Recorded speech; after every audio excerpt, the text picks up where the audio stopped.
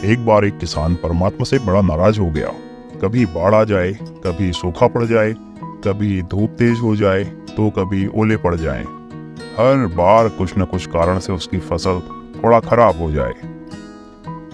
एक दिन बड़ा ही तंग आकर उसने परमात्मा से कहा, देखिए प्रभु, आप परमात्मा हैं, लेकिन लगता है आपको खेतीबाड़ी की ज्यादा समझ नहीं है, आपको ज्यादा जानकारी नहीं है।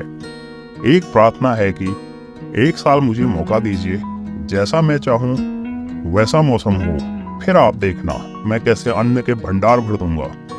परमात्मा मुस्कुराए और कहा, ठीक है, जैसा तुम कहोगे वैसा ही मौसम दूंगा, मैं कोई भी दखल नहीं दूंगा। किसान बहुत खुश हुआ। किसान ने गेहूं की फसल बोई। जब धूप चाही तो उसे धूप मिल गई, जब पानी चाहा तो उसे पानी मिल गया। तेज धूप, ओले, बाढ़, आंधी तो उसने आने ही नहीं दी। समय के साथ उसकी फसल बढ़ी और किसान की खुशी भी, क्योंकि ऐसी फसल तो आज तक उसने देखी ही नहीं थी। किसान ने मन ही मन सोचा, अब पता चलेगा परमात्मा को कि फसल कैसे करते हैं। बेकार ही इतने बरस से हम किसानों को परेशान करते रहे। फसल काटने का समय भी आ गया। किसान बड़े गर्व से फसल काटने लगा, लेकिन जैसे ही फसल काटने लगा, एकदम से छाती पर हाथ रखकर बैठ गया। गेहूं की एक भी बाली के अंदर गेहूं नहीं था, सारी बालियां अंदर से खाली थी। बड़ा दुखी होकर उसने परमात्मा से कहा, हे प्रभु, यह क्या हुआ? तो परमात्मा बड़े प्यार से बोले, ये तो होना ही था। तुमने पौधों को संघर्ष का जरा सा भी मौका नहीं दिया।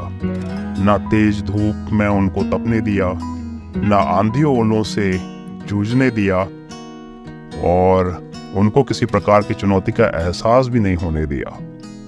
इसलिए सब पौधे खोखले ही रह गए। जब आंधी आती है, तेज बारिश होती है, ओले गिरते हैं, तब पौधे अपने बल से खड़ा रहता है।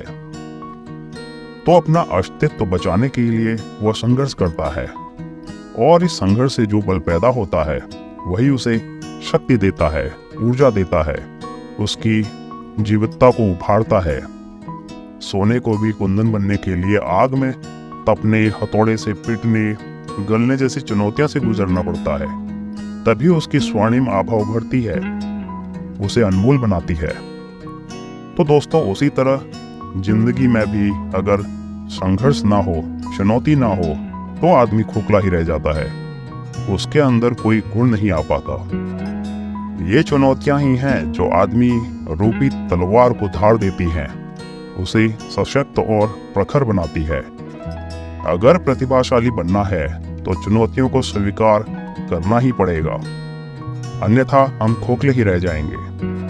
अगर जिंदगी में प्रखर बनना है, प्रतिभाशाली बनना है, तो संघर्ष और चुनौतियों का सामना करना ही पड़ेगा। धन्यवाद।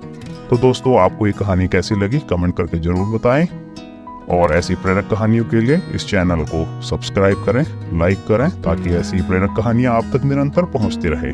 धन्यवाद।